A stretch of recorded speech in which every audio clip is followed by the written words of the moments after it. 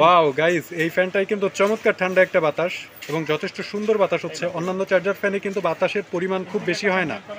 আসসালামু আলাইকুম, আমি তানভীর আবির চলে আসলাম নতুন ভিডিও নিয়ে।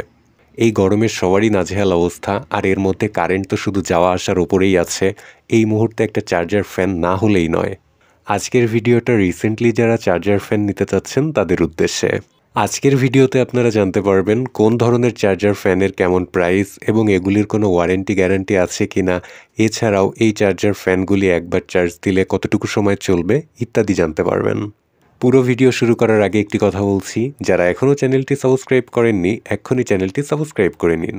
তো এবার চলুন ভিডিওটি শুরু করা যাক। ভাই এই সামনে যত কালেকশন সবই কি চার্জার ফ্যানের? আচ্ছা আচ্ছা, এই দুইটা বাদে। তো গাইজ এখানে যেটা দেখতে পাচ্ছেন এগুলো হচ্ছে চার্জার ফ্যান।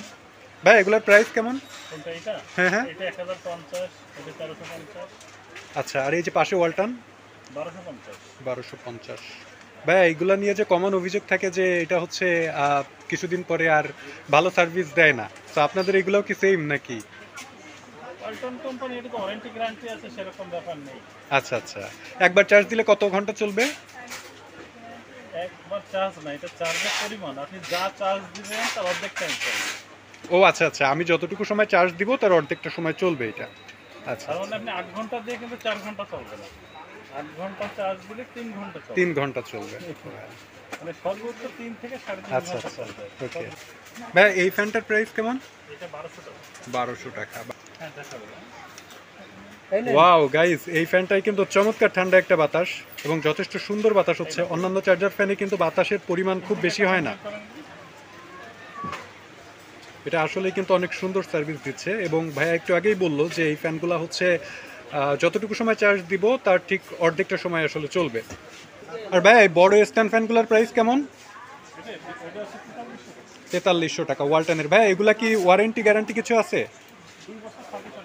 আচ্ছা গাইস, এখন যেটা দেখতে পাচ্ছেন ওয়ালটনের স্ট্যান্ড ফ্যান, এটা হচ্ছে 4300 টাকা এবং 2 বছরের সার্ভিস গ্যারান্টি পাবেন। এই হচ্ছে শপের ঠিকানা। গাইজ, এই শপ থেকেই যে আপনাদের প্রোডাক্ট নিতে হবে এরকমটা কিন্তু না।